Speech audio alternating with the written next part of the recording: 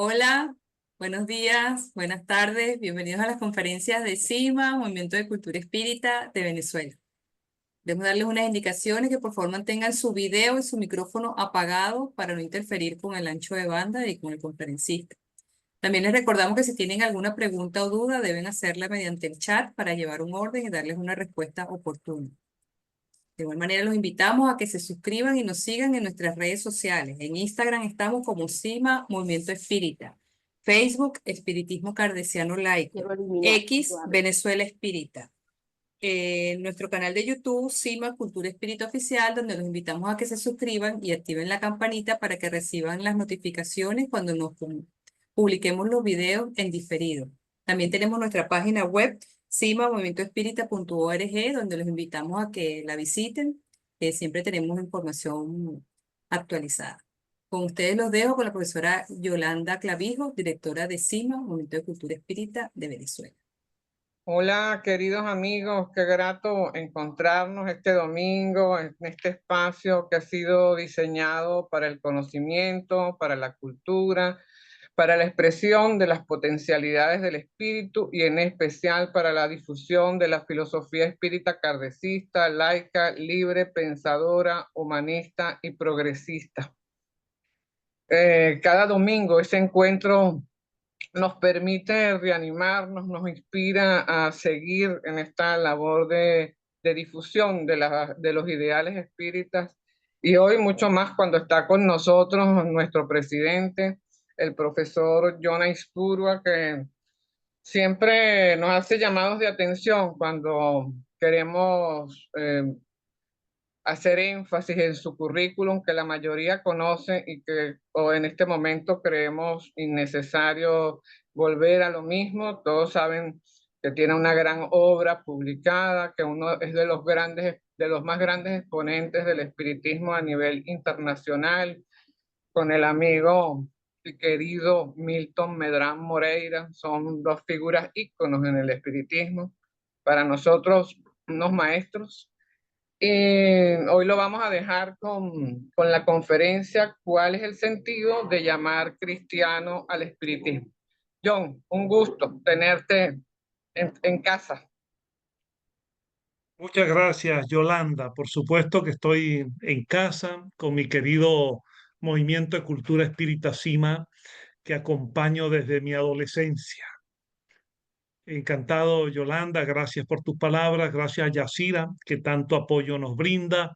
Un saludo muy afectuoso a todos los compañeros integrantes del Movimiento Sima, a todos los amigos espíritas de diversas instituciones en América, en Europa, que ahora están conectados, y a todos en general, pues un abrazo muy, muy fraterno y mis mejores deseos por la salud y el bienestar de todos y porque se sientan siempre entusiasmados a llevar adelante la tarea de divulgar, estudiar la doctrina espírita kardecista. Bien, el tema de hoy sin duda que tiene una sensibilidad especial porque eh, toca mucho las fibras de los espíritas desde los tiempos de Kardec a nuestros días. Y yo digo que la pregunta que formulo para hablarles sobre esto, de si tiene sentido llamar cristiano al espiritismo, invoca una reflexión acerca de lo que yo suelo decir que es la búsqueda de la identidad del espiritismo, el encuentro con su auténtico perfil. Y por eso, naturalmente, evaluar, conversar, dialogar, discutir, debatir acerca de si tiene o no sentido llamar cristiano al espiritismo y en qué sentido se podría denominar de esa manera, tiene mucho interés para quienes intentamos encontrar esa definición de la identidad del espiritismo. Y digo que es un tema muy sensible y por ello quisiera advertir, señalar que de ninguna manera las palabras que aquí pueda expresar tienen la intención ni de lastimar cualquier punto de vista, ni de contrariar a nadie, mucho menos de herir cualquier sensibilidad que se tenga al respecto, sino apenas es una modesta invitación a pensar, a reflexionar, a examinar, a analizar sin prejuicios lo que es un tema significativo dentro del espiritismo desde Kardec a nuestros días. Pues dicho esto, también es necesario colocar como una premisa que, entendiendo que el espiritismo fue fundado, apareció en Francia a mitad del siglo XIX, con Kardec como su figura fundamental, como su gran instructor, como su gran orientador, sistematizador o codificador, como se quiera señalar.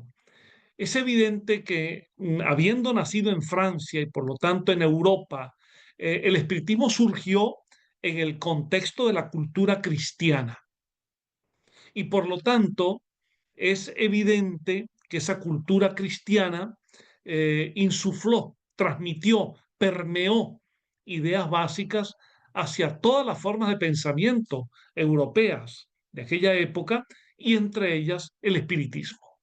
De modo que es absolutamente normal, natural, que la visión genérica, sobre todo en el orden moral, que impregna el espiritismo, es la que deriva de la cultura cristiana.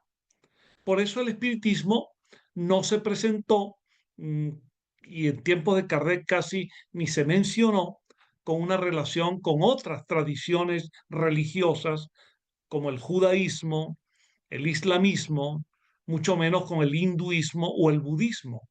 De modo que el cristianismo es la esfera, es el marco conceptual, el contexto histórico, cultural, religioso en el cual el espiritismo surgió. Y era, por lo tanto, inevitable que el espiritismo estuviese permeado por los fundamentos y sobre todo por la ética derivada del cristianismo. Por ello se comprende cuando a lo largo de la obra, de la amplia obra de Kardec, de sus libros mayores, de sus libros menores y de la revista espírita, en algunas ocasiones, y por cierto, no muchas, no muchas, en algunas ocasiones Kardec habló de espiritismo cristiano.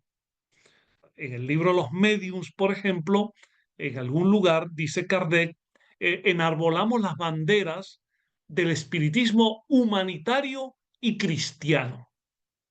Y en otras oportunidades hizo alusiones abiertas a la relación entre el espiritismo y el cristianismo.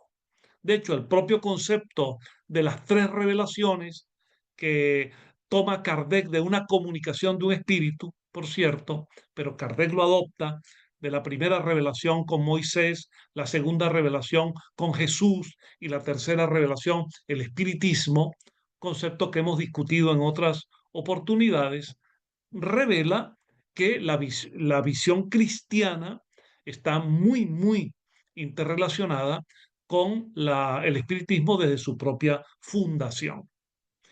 Pues dicho esto, lo que ahora planteo como primera gran reflexión, y les invito a pensar sobre esto, lo formulo a partir de una pregunta. ¿Qué quiso decir Kardec cuando habló de espiritismo cristiano o cristianismo vinculado al espiritismo? Tema que, por ejemplo, en el Evangelio, según el espiritismo, es muy frecuente y en otros trabajos posteriores. ¿Qué quiso decir Kardec con espiritismo cristiano? Cuando se lee a fondo a Kardec y a todos los demás autores en la escuela kardecista, encontramos que todos, absolutamente todos, terminan diciendo que el espiritismo tiene esa relación con el cristianismo a partir de la doctrina moral de Cristo o de Jesús. La doctrina moral, las enseñanzas morales de Jesús, que dice Kardec y dicen casi todos los autores espíritas, son las mismas enseñanzas morales que adopta, que transmite, que intenta practicar o enseña a practicar el espiritismo. Entonces, esto es demasiado importante. Kardec asumió para la definición de cristianismo la idea central de las enseñanzas morales transmitidas por Jesús.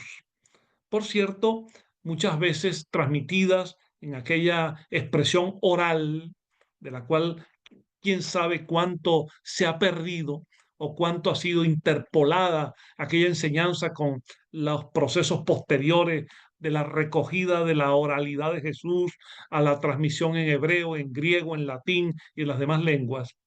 Pero aún así, en aquellas enseñanzas de Jesús, Kardec centra la idea del espiritismo, asumiendo que es la misma doctrina moral. Ahora bien, hoy en día tenemos que hacernos esta pregunta, hoy antes, siempre tenemos que hacernos esta pregunta. Y yo invito a que se haga cada uno esta pregunta. El cristianismo, ¿qué es? El cristianismo, a partir de lo que es, se resume o se reduce en la enseñanza moral de Jesús, o el cristianismo es más que la enseñanza moral de Jesús. Entonces, tenemos que acudir, como es natural, a los diccionarios, los libros de teología, los libros de historia de las religiones, los libros filosóficos, los libros de historia, para tratar de entender qué es realmente el cristianismo. En algunos diccionarios, en algunas obras de teología cristiana, se plantea la idea de que el cristianismo es la religión fundada por Cristo. Y aquí nos encontramos con algunas dificultades. Una pregunta que hoy se hacen muchísimos historiadores y muchísimos analistas y exégetas del pensamiento religioso. ¿En verdad Jesús fundó una religión? Hoy encontramos toda una escuela historiográfica que, fundada en el análisis histórico de Jesús, de su contexto y de sus enseñanzas, de lo que ella se recogió, que dicen que Jesús no fundó ninguna religión, que no están en las enseñanzas de Jesús, en rigor, los elementos de una religión, sino que fue un conjunto de enseñanzas libres de carácter moral que conforman una ética, una reflexión filosófica sobre la moral para el comportamiento de las personas. Por supuesto, una enseñanza que trascendía a aquellos pocos pobladores, aquellas gentes humildes de Galilea a las cuales Jesús hablaba y que trasciende a la humanidad en el tiempo y trasciende pues mucho más allá de aquel lugar pequeño, aquel pequeño lugar geográfico. Entonces, religión fundada por Cristo. Esto es muy discutible, en tanto en cuanto no tiene validez universal admitir que Cristo o Jesús fundó una religión, sino más bien un planteamiento ético, una que luego se convertiría en una doctrina, pero que no tenía las características exactas ni parecidas de una religión. De lo que sacamos de las enseñanzas de Jesús, una de ellas tiene que ver con que no le gustaban muchísimo a Jesús, no le agradaba nada, mejor dicho, ni los templos, ni los cultos, ni los sacerdocios, ni las jerarquías, ni los dogmas, ni los principios rígidos, sino que era como yo en algún artículo lo he llamado, un sembrador de ideales y de esperanzas, un sembrador del amor.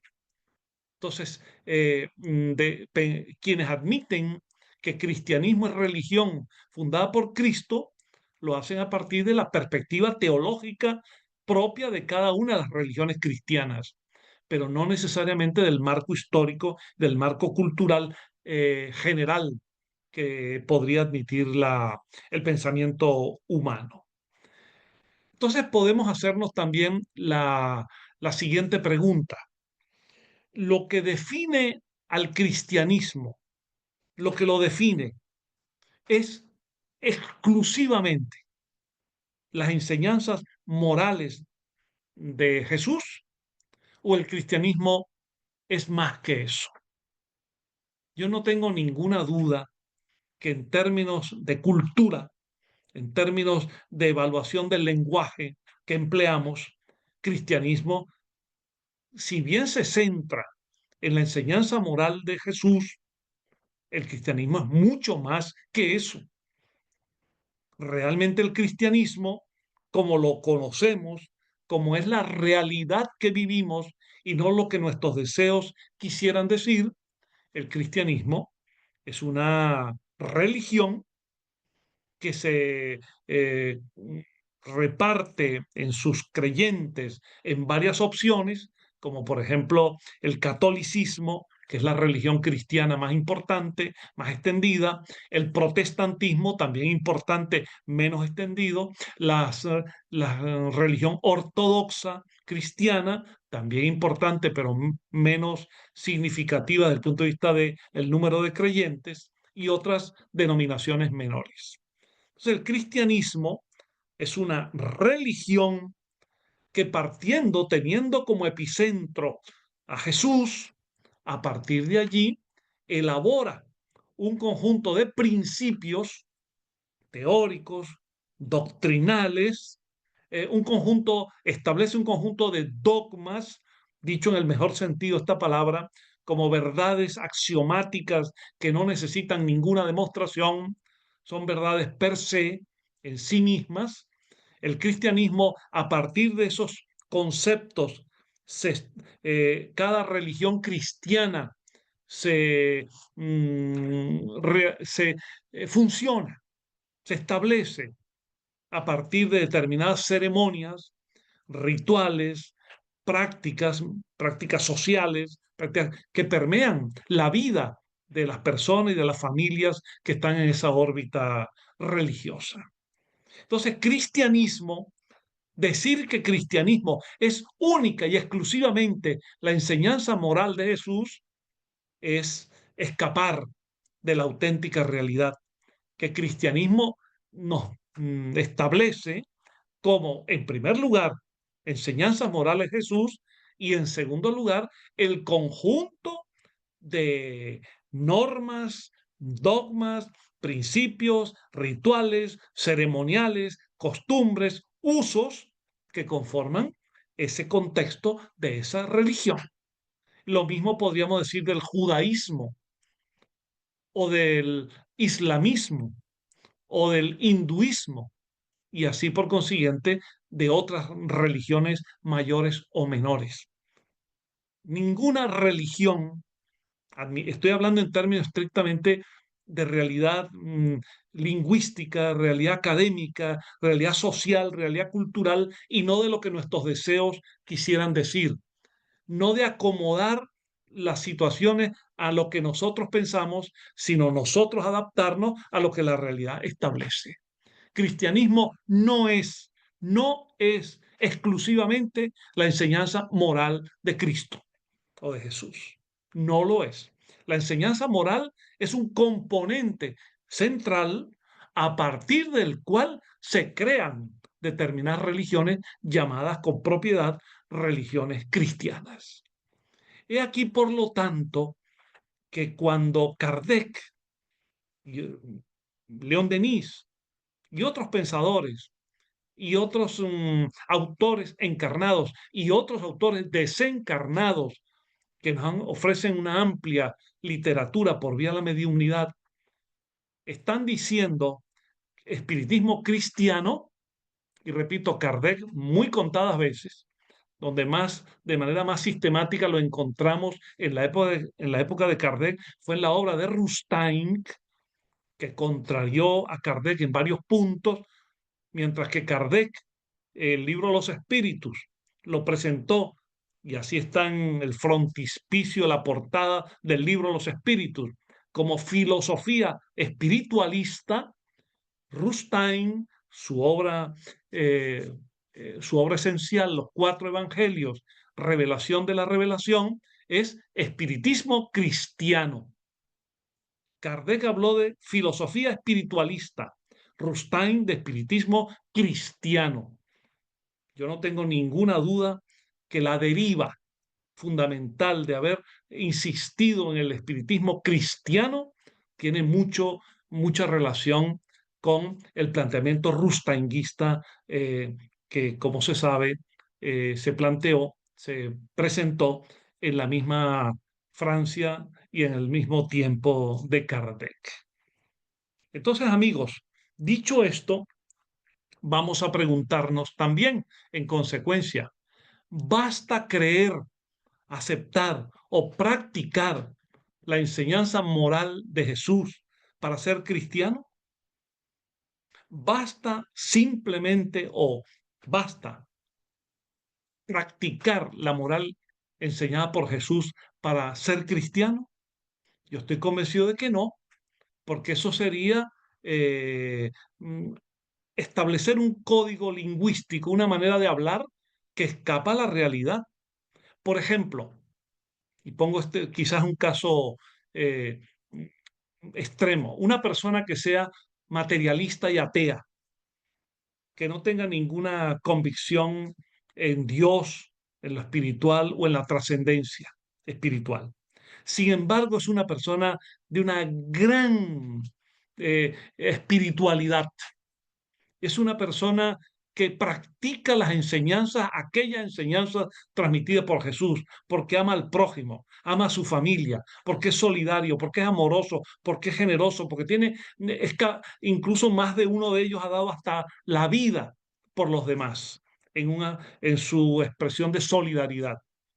Esa persona, por practicar la moral enseñada por Cristo, esa persona que no admite ningún otro principio de esa religión, esa persona es cristiana. Entonces cambiarían por completo los esquemas de clasificación de las religiones o la composición demográfica que indica cuántos creyentes hay en cada religión aproximadamente. Una persona que sea, por ejemplo, cuya religión fundamental sea el hinduismo, con su politeísmo de dioses, con sus conceptos particulares, con su manera específica de ver la reencarnación o hasta la metempsicosis, el sistema de castas, pero que sea una persona es hinduista, que esa es su religión, y esa persona en su vida individual, privada, familiar, social, es un ser de enorme elevación espiritual. Esa persona se le puede llamar cristiana porque practica la moral cristiana y no admite ninguno de los otros elementos conceptuales, dogmáticos, litúrgicos de la religión cristiana. Entonces tendríamos una situación difícil de poder establecer o catalogar. Si pasamos a llamar cristiano al que únicamente, con independencia de sus creencias filosóficas o religiosas, o políticas o sociales, con independencia de sus ideas, practica la moral cristiana, eso autoriza a llamarlo cristiano. Si por esa vía vamos, comparemos la moral presentada por Jesús, muchas veces en forma de alegorías, de parábolas que daban para una interpretación u otra. Comparemos, por ejemplo, con las enseñanzas morales transmitidas en los sermones de Siddhartha Gautama el Buda. Hay mucha literatura al respecto y prácticamente hay una coincidencia esencial, fundamental, entre la enseñanza moral de Cristo y la enseñanza moral de Buda. El amor, la compasión, la solidaridad, la fraternidad, el respeto, la valoración del ser humano, la familia, todo eso que está en Buda está igualmente en Jesús. Ahora bien, una persona, una persona que practique la moral predicada por Buda, que se inspire en la moral de Buda y al mismo tiempo sus criterios filosóficos o religiosos sean otros, ¿eso autoriza a llamarlo budista? Es evidente que estamos haciendo un uso extensivo de las palabras. Estamos alargando el sentido de las palabras. Y por ello conviene, y yo decía al principio, esta es una reflexión sobre la identidad del espiritismo. Conviene, por lo tanto, que sepamos usar adecuadamente los términos, las palabras, y las coloquemos donde van. En mi opinión, y creo que lo fundamento claramente, en mi opinión, no tiene sentido reducir el cristianismo a la moral cristiana, porque el cristianismo es un conjunto de creencias, valores, sistemas de pensamiento, prácticas y ceremoniales que entre sus elementos centrales se encuentra la moral enseñada por Jesús, pero no es lo único del cristianismo. He leído una buena cantidad de autores en mi vida, espiritistas, tanto encarnados como desencarnados. He ido al fondo de ellos. Y en última instancia, en definitiva, cuando se refieren al espiritismo cristiano, siempre acaban señalando que se están refiriendo a la moral enseñada por Jesús, a la moral transmitida por Cristo.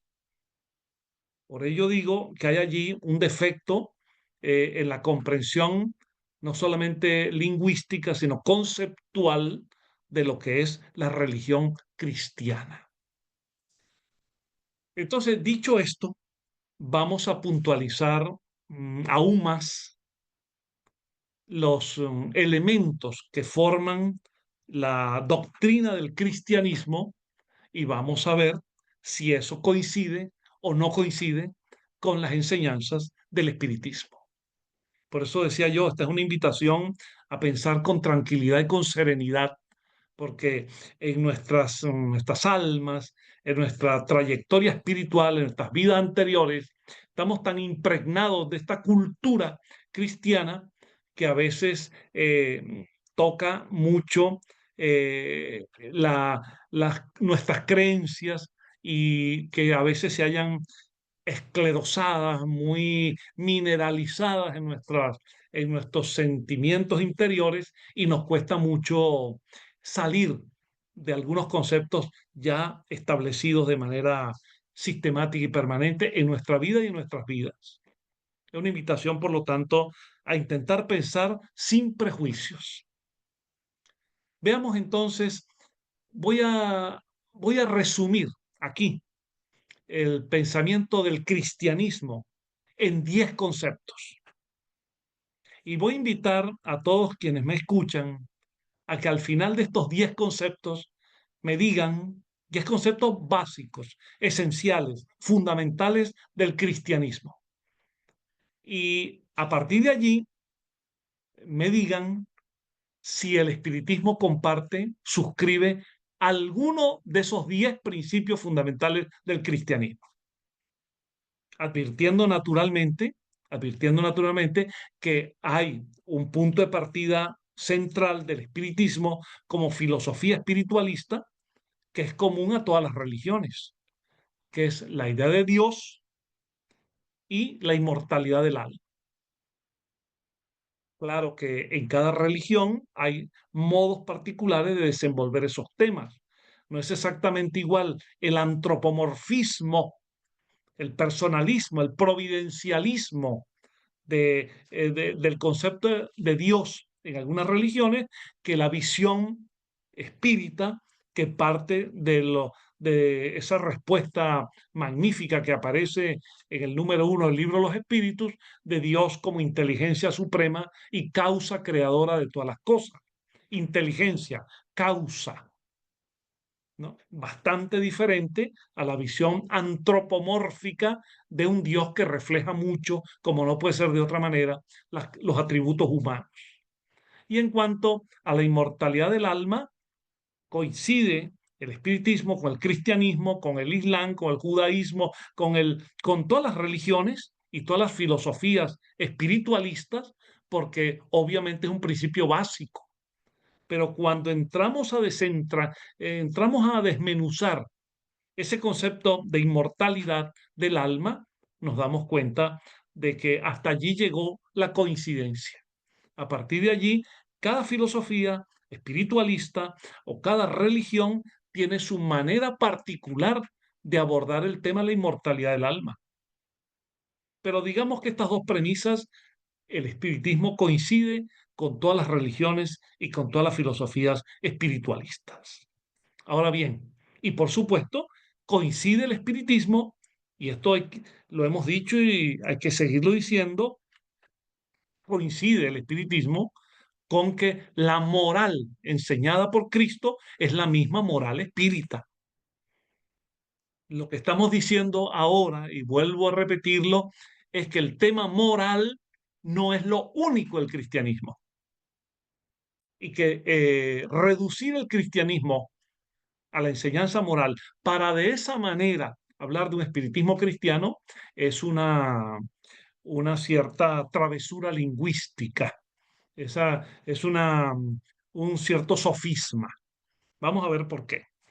Voy a presentarles, amigos míos, voy a presentarles los 10 conceptos fundamentales del cristianismo. El cristianismo existente, realmente existente. No el cristianismo que está en la mente de alguna persona que lo adapta a su manera de ser. Del cristianismo real. El cristianismo que está en 2.500 millones de creyentes repartidos entre el catolicismo, el protestantismo, las iglesias ortodoxas y otras iglesias menores. Veamos. Comenzaríamos por la divinidad de Jesús. Para el cristianismo, Jesús no es un ser humano como tal, aunque tuvo una encarnación corporal, pero no es un ser humano, es el Verbo encarnado, es Dios encarnado en esa experiencia para redimir al ser humano, para en su sacrificio salvar al mundo. Dios, Jesús, Jesucristo, como se quiera llamar, Jesús no es un ser humano, es un ser de carne y hueso. Estoy hablando del cristianismo, sin embargo, es un ser eh, que representa que es Dios mismo encarnado, es un ser divino. La primera pregunta es, ante ese primer punto, ¿el espiritismo acepta ese concepto?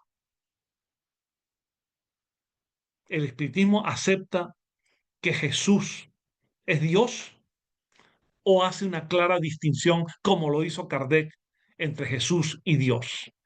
Que Jesús es un espíritu de altísima evolución, digamos, el de mayor evolución en nuestra humanidad, aquel que los espíritus señalaron a la pregunta de Kardec, cómo, hacia dónde debemos mirar a Jesús como modelo. Bien, es el modelo moral de la humanidad, de acuerdo. Ahora, digamos, ¿Jesús es Dios o el Dios del universo, la causa primera, la fuerza inteligente del universo, es algo de otra magnitud, dimensión distinta a Jesús? Entonces, la humanidad de Jesús es un principio del espiritismo kardecista. De allí está precisamente la distinción que hubo con el rustainguismo, que en una manera de asimilar o unir catolicismo y espiritismo, lanzó la tesis, apoyada por algunos espíritus que se presentaron como los propios evangelistas, de que Jesús habría tenido solo un cuerpo fluídico y no un cuerpo material. Ni a eso siquiera llegó el catolicismo ni el cristianismo, que admiten la corporalidad de Jesús, aun cuando señala el cristianismo que es Dios encarnado. Entonces, un espírita acepta el concepto de la divinidad de Jesús. Un espírita acepta que Jesús es Dios encarnado en la tierra.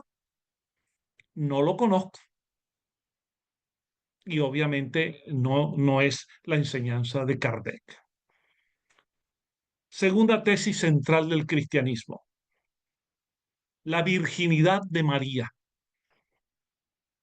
Jesús es concebido en el vientre de María, pero no como resultado de una experiencia sexual carnal, sino que María sirve de intermediaria, lo procrea sin que haya cambiado su naturaleza virginal. El espiritismo acepta eso, que María tenía una suerte de relación simbólica con su marido José. ¿El espiritismo admite la virginidad de María? Kardec no, y habla expresamente sobre eso. Tercer concepto fundamental del cristianismo: el pecado original.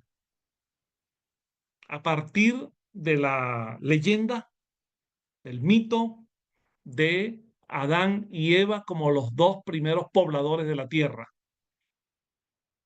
y por la desobediencia que allí se produjo en ese paraíso terrenal, todos los seres humanos a partir de allí nacemos con la mancha, con la marca del pecado original.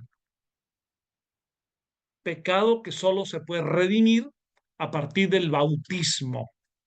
Y en ese bautismo, entonces, la autoridad de la religión libera a esa criatura o a esa persona, porque algunas religiones cristianas consideran que el bautismo solo debe darse en los adultos, y el catolicismo desde la más tierna niñez. Las religiones cristianas pues nos señalan que con la ceremonia del bautismo se libera a la persona de ese pecado original. Tercera pregunta, por lo tanto: ¿un espiritista kardecista acepta ese concepto de Adán y Eva como los primeros pobladores? ¿O un espiritista admite, como Kardec y los grandes pensadores espíritas, en la idea evolucionista y la aparición del hombre, del ser humano, a partir de la evolución de las especies? ¿Admite un espiritista esa situación que se presentaba en el Edén, en el paraíso, en el jardín aquel? ¿Admite un espiritista que se nace con un pecado original? Cuarta pregunta. Para el cristianismo, y esta es una de las tesis centrales, para el cristianismo, el alma, principio inmaterial que anima la vida, el alma surge por primera vez creada por Dios en el momento en que una persona es concebida y nace. Es un alma que no tiene historia anterior.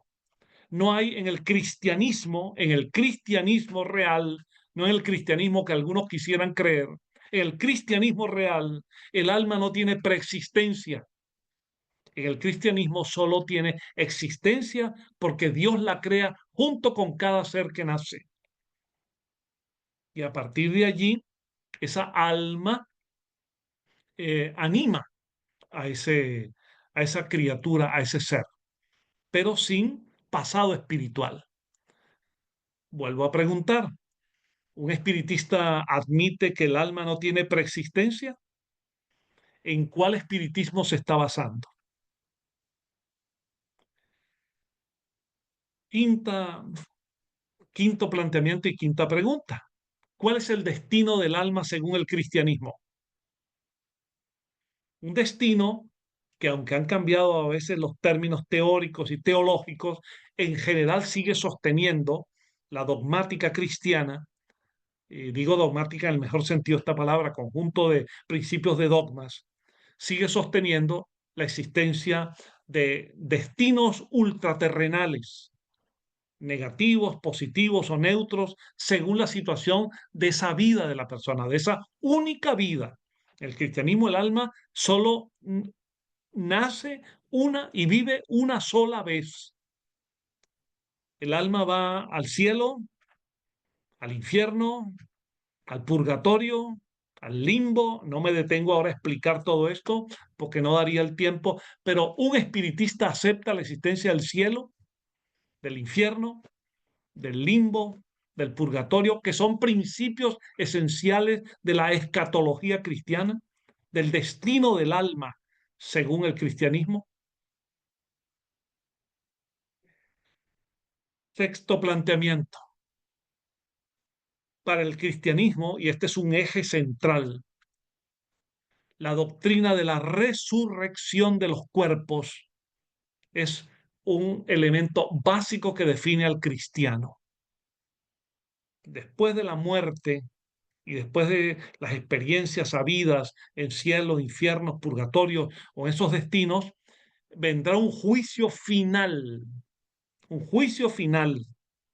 a partir del cual se decidirá y se definirá el destino eterno de cada ser, pero con la siguiente característica, que esa alma que ha vivido una sola vez se recubrirá milagrosamente del organismo físico que tuvo en la única vida que tuvo. Resurrección. Así como afirma el cristianismo que Jesús resucitó a los 3 días, concepto que el espiritismo no admite, por supuesto, cada uno de nosotros alguna vez resucitará para colocarnos ante ese tribunal que habrá de juzgarnos y por lo tanto tendremos nuestro destino definitivo. Yo vuelvo a preguntar, ¿un espiritista kardecista admite el concepto de resurrección o, por el contrario, un espiritista kardecista admite que el alma ha vivido muchas veces antes, vivirá muchas veces después, está en ese proceso evolutivo y no tiene ningún sentido la resurrección de los cuerpos a la luz del espiritismo? ¿Qué clase de espiritista sería entonces un espiritista cristiano creyendo en la resurrección y no en la reencarnación? ¿O creyendo en la reencarnación y no en la resurrección? ¿Con quién se queda? ¿Con el espiritismo o con el cristianismo?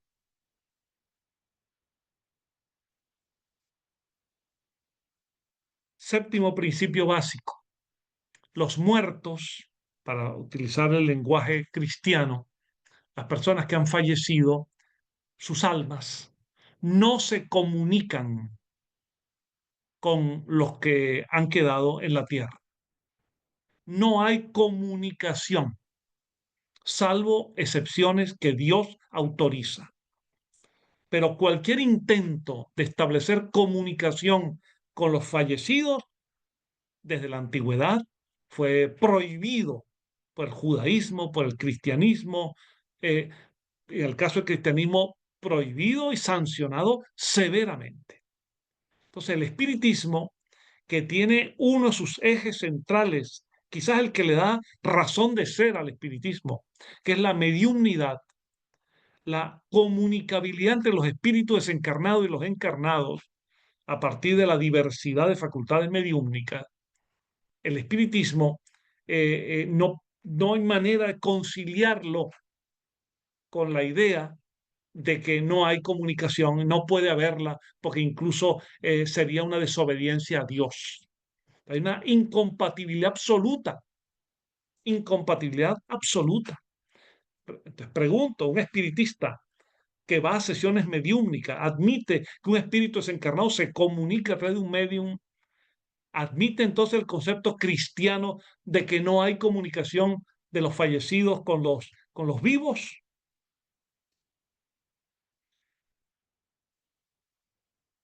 Octavo planteamiento, relacionado con el anterior. Las manifestaciones que pueden ocurrir, particularmente en el ámbito espiritista, son manifestaciones producidas o inspiradas por el demonio. por ese espíritu rebelde destinado eternamente al mal, que tiene diversos nombres y que ahora llamamos el demonio o el diablo. Para el cristianismo realmente existente, el cristianismo que está en la realidad social y no el cristianismo que está en la mente de algunos, para el cristianismo es el demonio el que produce esas manifestaciones a través de los mediums. Y todas esas sesiones son demoníacas, son contrarias a Dios, son contrarias a la moral cristiana. ¿Cómo un espiritista puede, por lo tanto, admitir la mediumnidad como una manifestación natural de las relaciones entre el mundo desencarnado y el mundo encarnado, y a la vez aceptar en la visión cristiana que el demonio es el que dirige todas esas sesiones mediúmnicas? Noveno concepto. Para el cristianismo, y esta es una tesis central de la axiología cristiana, de la escala de valores del cristianismo, solo se salvan aquellos que aceptan a Cristo. Solo Cristo salva. Quien no tiene a Cristo como su Salvador está perdido. Lo primero que aprendimos en el espiritismo con Kardec es que no hay penas eternas ni nadie está condenado eternamente. La doctrina liberadora del espiritismo transmitió, desde que apareció el libro Los Espíritus, la idea de que somos almas en evolución, en constante evolución, y que más que salvación, de lo que se trata es de evolución. Cuando Kardec presentó aquella idea de solo la caridad es el camino a la salvación, era una manera de refutar en su tiempo el principio absolutista del cristianismo, particularmente el católico, de que solo la Iglesia salva, de la salvación como un dominio de la Iglesia. Y Kardec, con mucha inteligencia, dijo: no, la salvación no es por creer en una iglesia o por creer en un dogma. La salvación es por la caridad. Y para Kardec la caridad era amor, no la limosna. Es un término, el de caridad, que podría también interpretarse de distintas maneras. Quizás podríamos hoy decir que en lugar de la salvación por la caridad, podríamos decir que el amor es el que nos da la evolución. Pero en resumen de este punto, la salvación en el concepto espiritista tiene tiene una visión muy relativa. Salvación es evolución. Salvación no tiene sentido en el concepto teológico cristiano de una situación del alma en un estado de bienaventuranza y de paz eterna con Dios. En la visión espiritista, visión dinámica de la evolución, siempre vamos hacia adelante, siempre estamos en evolución. Propiamente no hay salvación porque tampoco hay perdición. Nadie se salva porque en definitiva nadie está perdido. Y el ser encarnado de hoy, que vibra en lo negativo, en lo inferior, alguna vez se redimirá por su propio esfuerzo, con su decisión consciente de ir adelante. De manera que el concepto de salvación cristiano no tiene nada que ver con el concepto de evolución o de salvación por la evolución del espiritismo. Y el punto 10, en este resumen de la escala de fundamentos del cristianismo, nos colocamos frente a la Biblia. La Biblia es la palabra de Dios en el cristianismo, tanto con el Antiguo Testamento en el contexto judío como el Nuevo Testamento. Es la palabra de Dios. Imagino que todos quienes me escuchan esto lo habrán oído siempre a los predicadores, que con buena fe, aunque no siempre con mucha claridad, nos están diciendo que todo lo que está allí en la Biblia es la palabra de Dios.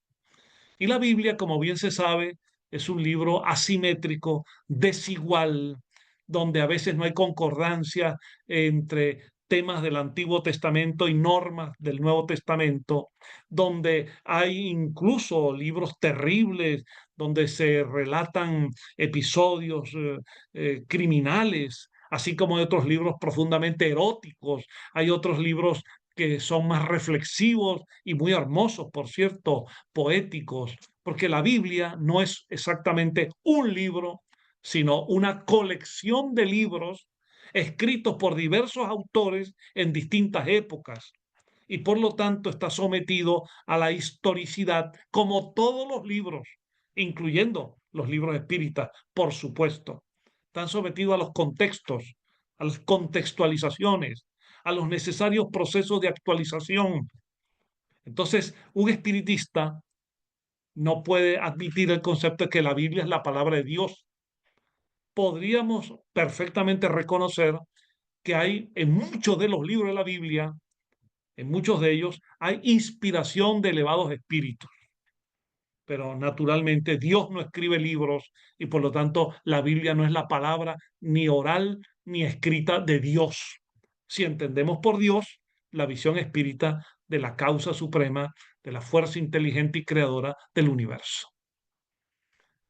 De modo, amigos míos, que entonces englobo todo esto invitando a que todo espírita se haga la pregunta: si estos son 10 temas centrales que forman el sustratum del cristianismo y yo no estoy de acuerdo con ninguno de los 10, ¿tiene sentido que yo como espiritista me diga cristiano solo porque la moral de Cristo es la misma moral del espiritismo? Por ello, amigos míos, y quiero decir que me he referido únicamente a los fundamentos del cristianismo. No he querido concretar, porque serían las discrepancias mayores, si vamos a los ceremoniales y a las prácticas de las distintas religiones cristianas, donde las divergencias son totales. El caso, por ejemplo, del catolicismo, donde un espírita naturalmente no sabe que no es necesario el bautismo para que nuestros niños crezcan en el amor de la familia y en su progreso personal espiritual, de que no necesitamos ir a misa, que no necesitamos confesarnos ante un sacerdote, lo que en primer lugar tenemos que reconocer ante nuestra conciencia y, si es el caso, pues ante las personas que nos inspiren confianza, que no practicamos la Eucaristía porque no pensamos que en la hostia consagrada se halle, como dice dogmáticamente el catolicismo, en la hostia y en el vino se halle la propia carne y sangre de Cristo, en el acto de la transustanciación. De modo que además de los ceremoniales y otros elementos propios del catolicismo o algunos del protestantismo y de otras iglesias cristianas. De modo que no hay ninguna posibilidad de que en términos analíticos el espiritismo, al llamarse cristiano, no reconozca que solamente está utilizando una particular acepción, una forma particular de decirlo. Cristianismo es la doctrina moral de Cristo. Bueno, eso le puede servir a esa persona, pero realmente eso no es el cristianismo. Ahora, si entramos en un camino en el cual a las palabras, las definiciones, las utilizamos como nos parece a nosotros, cuidado con llegar, y permítame aquí la metáfora bíblica, a una torre de Babel en que no estemos hablando de lo mismo. Bien, voy a ir concluyendo con una reflexión adicional. ¿Cuál es nuestro interés, el mío en particular, por hablar de este tema? No tengo ninguna intención de cambiarle a nadie su creencia. Al espírita cristiano tiene nuestro cariño, nuestro abrazo fraterno y además nuestra admiración por todo lo que hace en favor del espiritismo. Si le satisface esa definición, perfecto. Nada cambia en cuanto a la labor que realiza. Y si su moral personal, familiar, social, es una moral que de verdad es la moral espírita y practica la moral cristiana, felicitaciones. Esa es la meta. Eso es lo que deseamos. Esta es una reflexión simplemente para pensar, tratar de entender en términos semánticos, conceptuales, lingüísticos, académicos, filosóficos y teológicos, si de verdad estamos diciendo lo correcto cuando hablamos de espiritismo cristiano, o solamente estamos tomando con pinzas uno de los elementos del cristianismo, que es la enseñanza de Cristo, para con eso englobar al espiritismo. Hoy en día tenemos en el mundo, ya al ritmo que va la explosión demográfica, unos 8.300 millones de personas. 8.300 millones. De los cuales en líneas generales se dice que hay 2.000 millones, 2.100 millones de cristianos.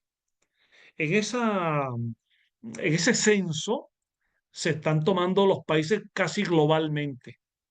Se toman la población de ciertos países totalmente cristiana y no es exactamente así. Pero aún de otro modo, de estos 8.300 millones de seres humanos, hay 2.000 o algo más de cristianos. Podríamos decir que llegan casi al 25% de la población mundial. Bien, una cifra muy considerable. Pero la pregunta es, cuando hablamos de espiritismo, ¿tenemos un sentido universalista de esta visión que tenemos? ¿Pensamos que los espíritus desencarnados solo se comunican en las culturas occidentales o admitimos que el espíritu desencarnado en China o en la India o en Australia también se comunica? ¿Pensamos que solo se reencarnan en la cultura occidental y cristiana o se reencarnan los espíritus en todo el planeta? Entonces, si el espiritismo es un mensaje para comprender a Dios, el alma, la preexistencia, la supervivencia, la reencarnación, la mediunidad, la pluralidad de mundos habitados, como un concepto general que abarca al ser humano, la pregunta es, si el espiritismo es cristiano, ¿cuál es su mensaje para los 6.000 millones de personas que no son cristianas? ¿Cuál es su mensaje? ¿Cuál es el mensaje para miles de millones de islamistas o partidarios de la religión islámica, de judíos, de budistas, de hinduistas y de las personas sin religión, sin ninguna creencia religiosa? ¿Cuál es el mensaje? ¿Un espiritismo cristiano será capaz de llegar a todo el planeta, a toda la humanidad? ¿Será esa tercera revelación para toda la humanidad? ¿O se conforma y se limita a ser una enseñanza para la cultura occidental y cristiana? Un espiritista cristiano admitiría que un movimiento surgiera en la India, donde la creencia de la reencarnación es muy extendida, aunque de otra manera, y hablase en la India de un espiritismo hinduista. ¿Lo admitiría un espiritista cristiano? ¿O espiritismo budista o espiritismo islámico? ¿Y por qué el resto de la humanidad sí tiene que aceptar y de evangelizarse con un espiritismo cristiano?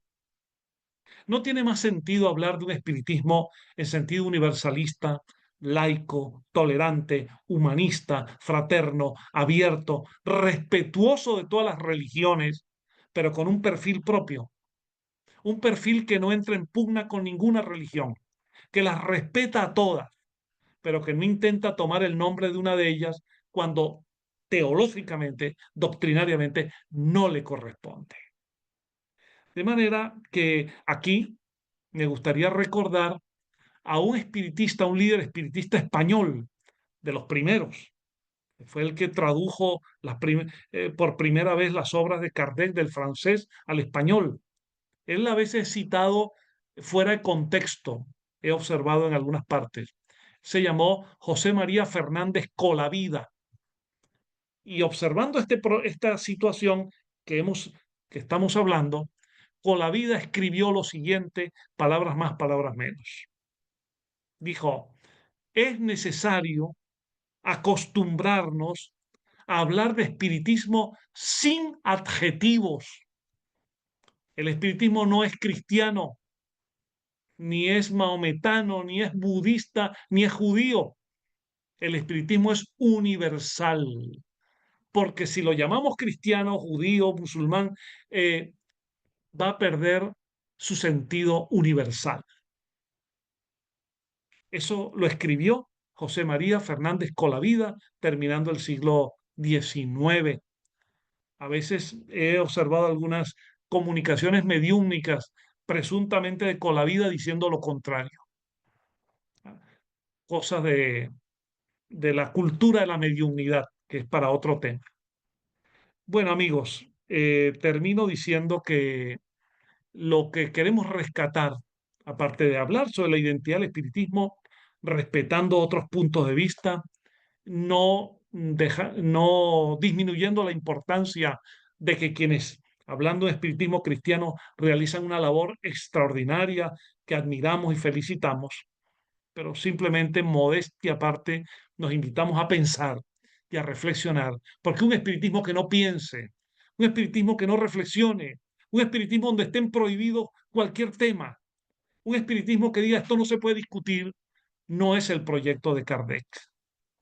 En el espiritismo podemos hablar de todo en buen tono, con el verbo adecuado, con respeto e invitando al libre pensamiento, que es lo que yo he intentado hoy una vez más hacer aquí, como llevo más de 5 décadas haciendo esto mismo y un planteamiento similar. Termino diciendo que la palabra que en mi opinión recoge las enseñanzas de Cristo, de Buda, de Pitágoras, y de todos los grandes maestros de antes y de ahora, hay una palabra hermosa en nuestras lenguas que creo que nos da la idea cabal de lo que el espiritismo es como pensamiento libre, humanista, laico, eh, progresista, progresivo, que es la palabra espiritualidad.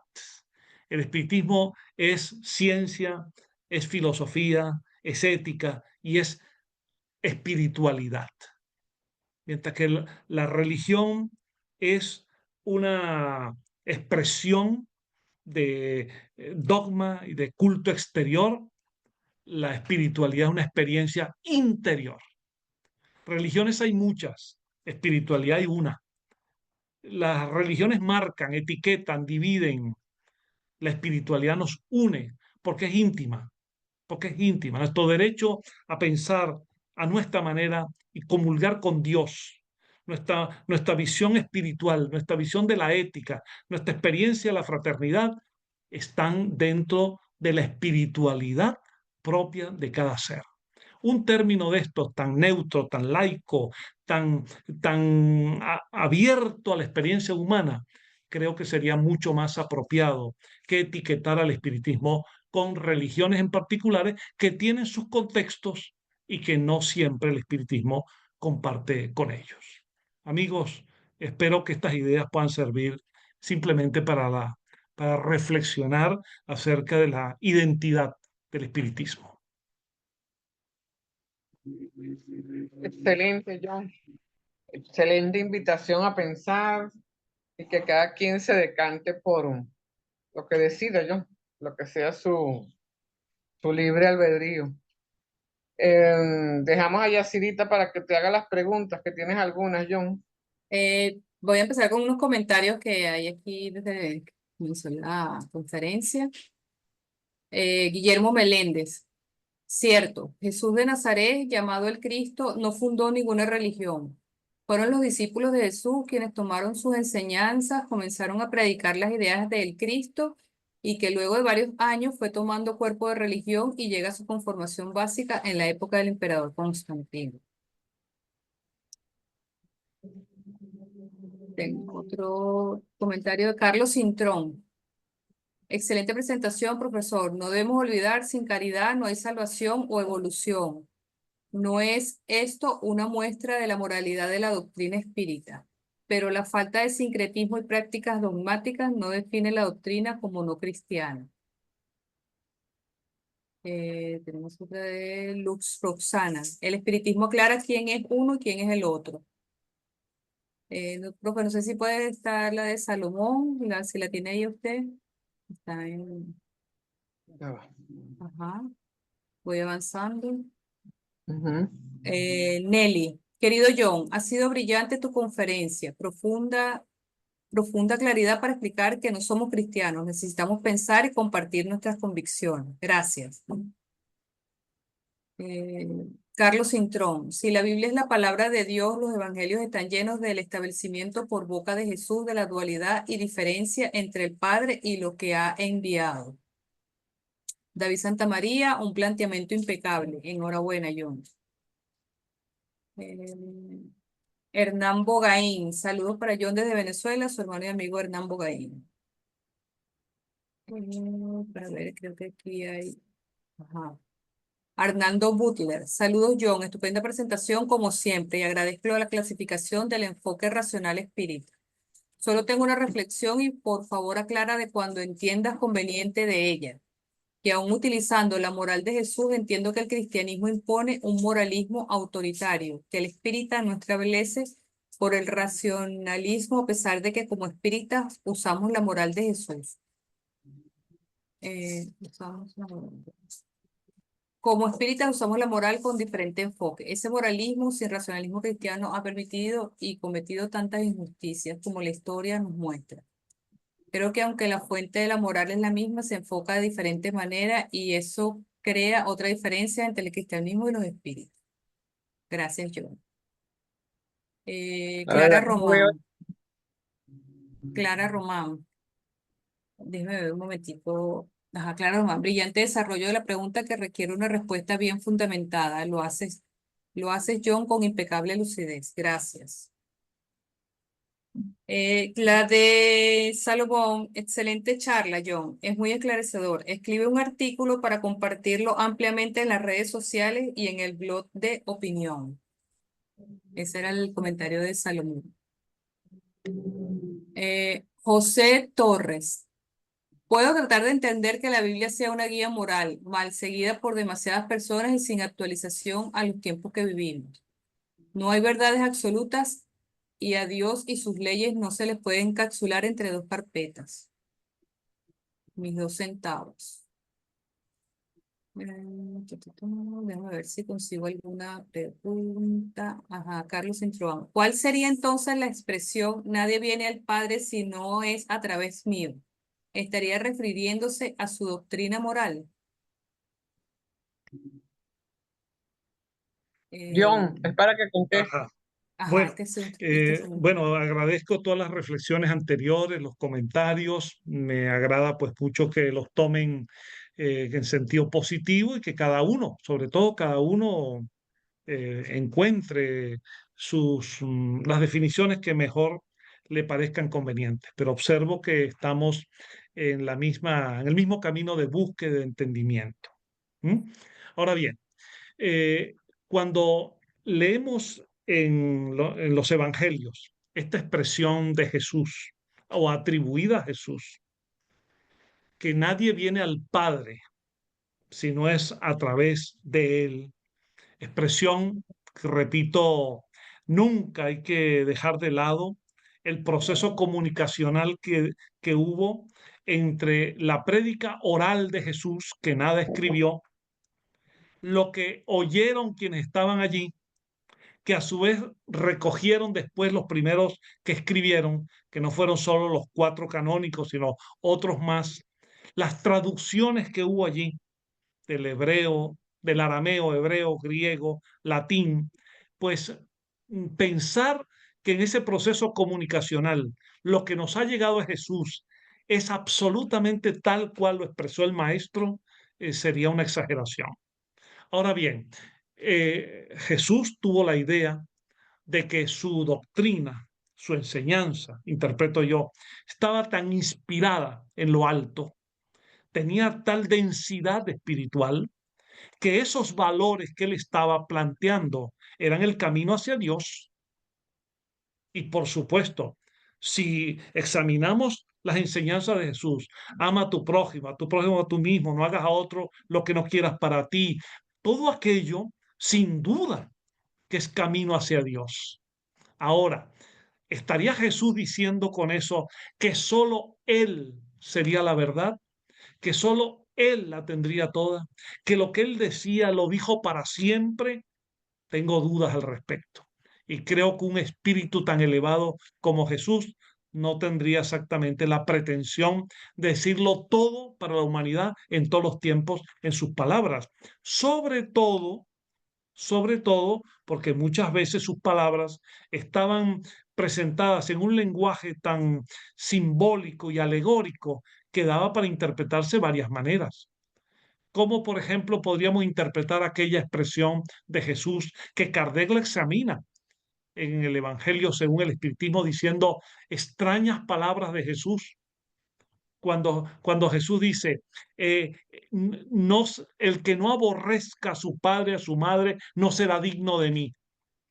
Eso da para varias interpretaciones.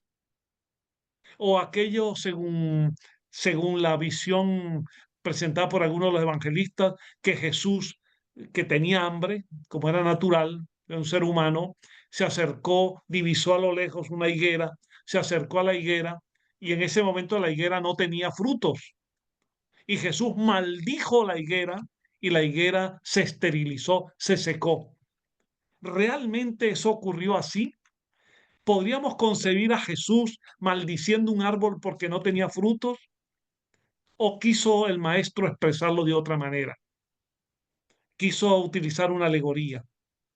Entonces, la interpretación literal de palabras atribuidas a Jesús creo que no es exactamente un camino, el camino más apropiado para entender la globalidad de su mensaje. Vamos a quedarnos, como dice Kardec, de Jesús con aquello que es inobjetable. Yo siempre he invitado a mis amigos espíritas de todas las tendencias a que releamos la introducción del libro El Evangelio según el Espiritismo. Cuando Kardec dice, sobre Jesús hay 5 cosas. Las palabras que dicen que predicó, los hechos de su vida, los milagros que dicen que realizó, las profecías y, en quinto lugar, su enseñanza moral. Y atención, dice Kardec, el objeto exclusivo de este libro es la enseñanza moral de Jesús, porque ella es permanente y porque es inatacable. La enseñanza moral, todo lo demás es discutible. Y la enseñanza moral, dice Kardec, es la base. Por eso dice que es la base moral del espiritismo.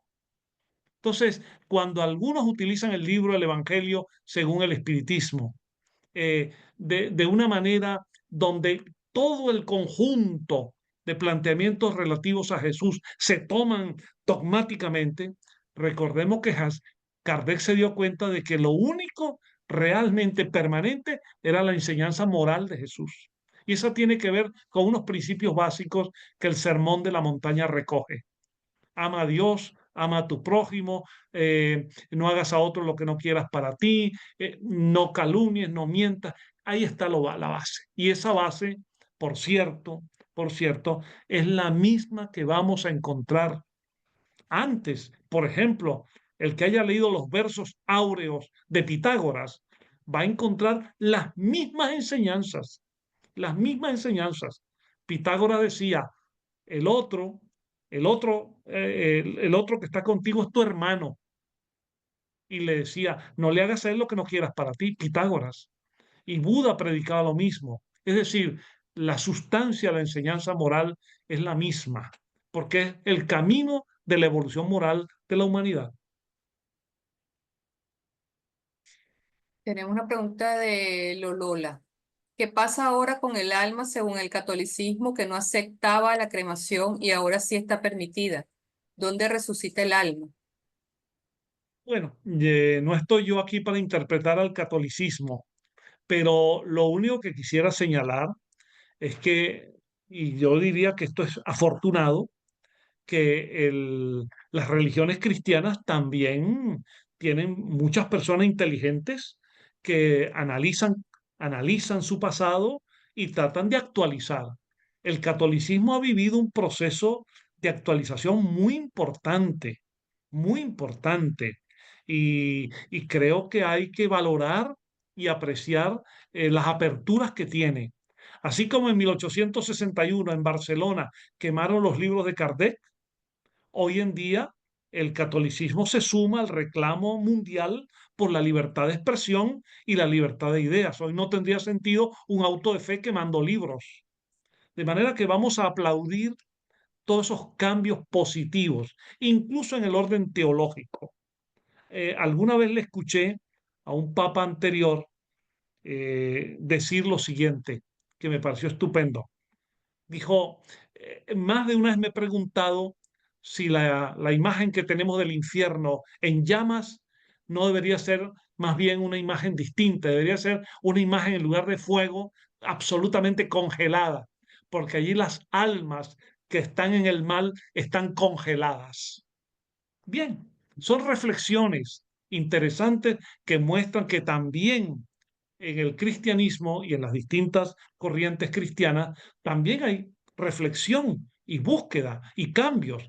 Cuando la Iglesia Católica censuró el darwinismo, prohibió la doctrina de la evolución que fuera enseñada en las escuelas y universidades, hoy en día, ante la luz de los hechos de la ciencia, el catolicismo admite perfectamente el darwinismo. Un papa anterior pidió perdón por el castigo a Galileo. De modo que hay cambios y vamos a valorar esos cambios. Ahora, amigos míos, también el espiritismo tiene que cambiar. También el espiritismo tiene que cambiar en sintonía con el cambio que hay en la humanidad. Tenemos una pregunta de Eurídice. Saludos, querido profesor John. Con los 10 pensamientos del cristianismo queda bien claro su separación con el espiritismo. Le pregunto, ¿en qué se basan principalmente en Brasil para defender y practicar? Bueno, aunque no se ¿Estás escuchó escuchando? completo, pero lo entendí. Para, Vamos para a, defender y practicar un espiritismo cristiano. sí, vamos a aclarar que cuando hablamos de Brasil, particularmente Brasil Espírita, no es un movimiento, aquí hay representantes en esta charla que mejor que yo podrían aclarar esto.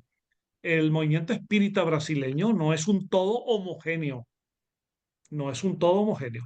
Hay un enorme sector mayoritario, que plantea la idea del espiritismo cristiano, con diversas modalidades. No es igual el espiritismo cristiano vinculado al rustainguismo, que es una idea muy negativa añadida al espiritismo kardecista, que el espiritismo cristiano planteado, por ejemplo, por un profesor de la calidad de Herculano Pires, cuya reflexión filosófica y teológica estaba pues a un nivel muy alto, y que vale la pena, es admirable estudiar a Herculano Pires. Y Herculano defendía la idea de cristianismo en el espiritismo. Eso sí, tomando cristianismo como la enseñanza moral, no con los 10 puntos fundamentales del cristianismo que hoy se los he repasado y que ninguno de ellos coincide con el espiritismo. También Herculano se basaba en esa idea de Kardec. Vamos a tomar la enseñanza moral de Cristo como cristianismo. Yo he intentado señalar que eso no basta, y esa ha sido la exposición. ¿Por qué en Brasil el Brasil espírita mayoritariamente optó por el espiritismo cristiano, llamado de esa manera? Porque no olvidemos que durante buena parte del siglo XIX y todo el siglo XX, también en Brasil, como en todos nuestros países, hubo enfrentamientos frente al autoritarismo religioso de las religiones cristianas precisamente, frente a las prohibiciones, frente a las descalificaciones, el espiritismo señalado como sincretismo, superstición, como experiencia demoníaca. Y una manera inteligente que tuvieron en el movimiento espírita brasileño fue también envolverlo en la moral cristiana para presentar su obra de caridad, su obra de asistencia social, su inmenso desarrollo humanista y social que es admirable. De manera que envuelto en la moral cristiana, sin entrar a discutir los 10 fundamentos del cristianismo, envuelto como moral cristiana, era más digerible para la sociedad y sobre todo para el autoritarismo religioso oficial. Eso es lo más importante. Ahora, también los líderes del espiritismo brasileño que tomaron el control de la Federación Brasileña, la Federación Espírita Brasileña, que tomaron el control del movimiento espírita hasta hoy, eran personas que a sí mismas se declaraban católicas, se declaraban abiertamente católicas. Ahora, en ellos no había contradicción, esto podría ser motivo para otra conferencia, pero en ellos no había contradicción entre declararse católicos y al mismo tiempo creer en la reencarnación. Era un catolicismo a su medida, pero en ellos no había contradicción. Entonces, ese espiritismo presentado como cristiano cundió y de paso con la literatura mediúmnica de los grandes medios brasileños, el modelo se adaptó y se presentó ya definitivamente como espiritismo cristiano. Entonces, realmente, afortunadamente, vamos a decirlo, afortunadamente hoy hay una tendencia de libertad en el espiritismo, una tendencia a discutir libremente ideas, una tendencia a presentar movimientos autónomos que, en nuestra opinión, va representando también un sector significativo del espiritismo brasileño. Y la otra razón es esta, es que el espiritismo en Brasil es un movimiento de masas, en nuestros países es un movimiento de élites.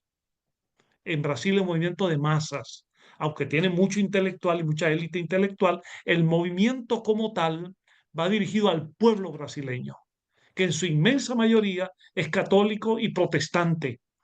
Y un espiritismo llamado cristiano entra mejor en su estructura psicológica y moral y rompe con aquel esquema de que el espiritismo es brujería, es superstición o se confunde con la umbanda o con otros movimientos de este tipo. De modo que el kardecismo, ese kardecismo presentado como espiritismo cristiano, logra conectar mejor con la psicología religiosa de la inmensa mayoría del pueblo brasileño. Y no solo brasileño, en los demás países de América y acá en Europa igual. La inmensa mayoría de nuestros pueblos vibran con ese concepto religioso y un espiritismo presentado de esa manera les llega mejor.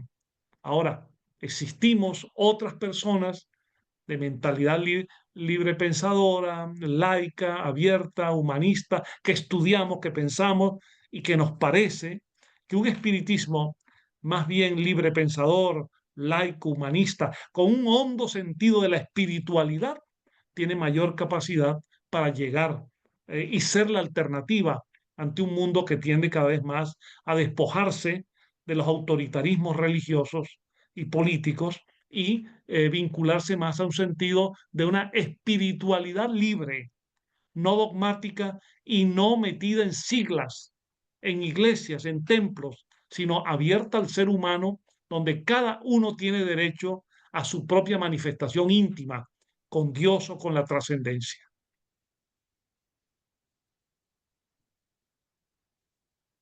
¿Alguna más, Yacira? Nora Lambies, ¿algún libro sobre el tema que puedan recomendar sobre el espiritismo laico, librepensador o relacionado? Hay muchos libros hoy en día y para ser genérico aquí, yo diría que la CEPA, la Asociación Internacional Espírita CEPA, ha publicado ya una buena cantidad de libros, divulga también una cantidad de libros de autores de diversa nacionalidad de las últimas décadas que están en esta onda de plantear un espiritismo abierto, un espiritismo con sentido común, porque me perdonan que lo diga, pero estos planteamientos son de sentido común.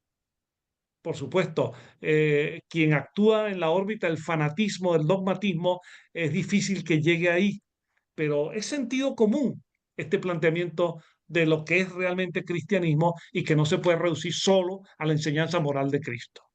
Pero autores, bueno, desde Yassi Reyes, de Olindo Amorín, Carlos Invacé, el propio Herculano Pires, eh, con el cual podríamos tener una discrepancia, pero es un pensamiento altamente positivo. Milton Medrán, Lázaro Bover, Barbosa de la Torre, eh, tantos otros escritores, pensadores, Wilson García, Dora Incontre.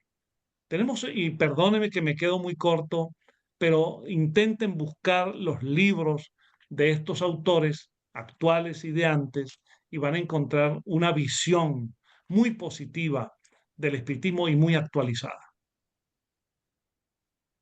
Aquí tenemos una pregunta de, no, de Luis Souchet. ¿Dónde consigo el mensaje de Sima en inglés para mis amigos de habla inglesa? Bueno, les comento que actualmente YouTube, a partir de este mes, todos los videos que se suban, ellos van a hacer la traducción simultánea. Los videos anteriores todavía no, pero a partir de ahora, todos los videos que se suban a YouTube van a tener la opción de tener la traducción en el idioma que la persona seleccione, para que todos estén muy informados.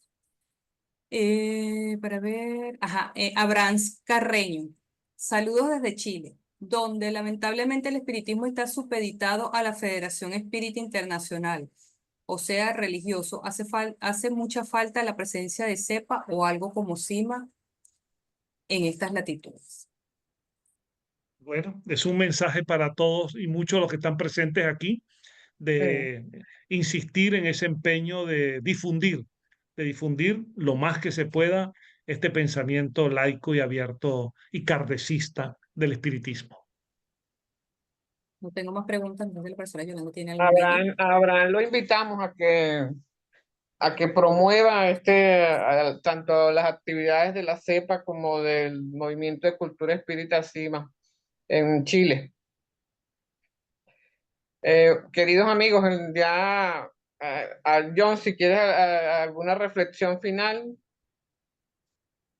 No, básicamente, además de agradecer la invitación de formulada por Yolanda y coordinada por Yacirita, y agradecer la paciencia con que tantos amigos han estado hoy conectados y nos escuchan, y a otros que posteriormente podrán oír esto. Mi invitación es a esto, a sentir que el espiritismo es un mensaje positivo, un mensaje vigente, un mensaje apropiado para un mundo con mejor comprensión de la realidad humana y con una visión abierta y con una que promueve pues una cultura de la ética, de la fraternidad y de la espiritualidad.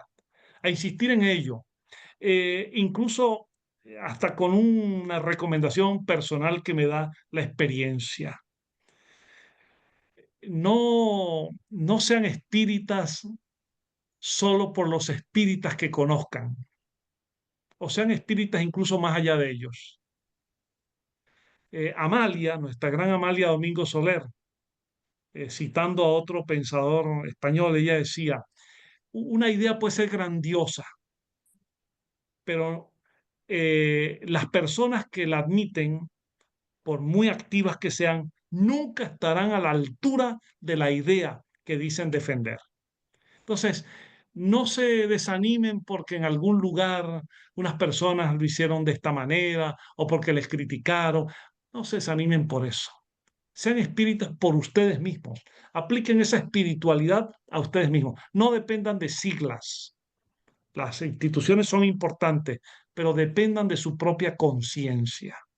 No se desanimen porque algunos lo han hecho mal o porque no valoren lo que hagan.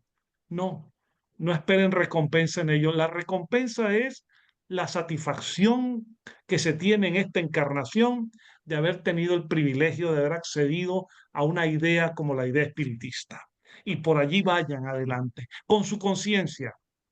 Nunca, nunca sucumban a tener a eso que ahora llaman lo políticamente correcto. Es decir, digo solo unas cosas según donde estoy para que me aplaudan. No.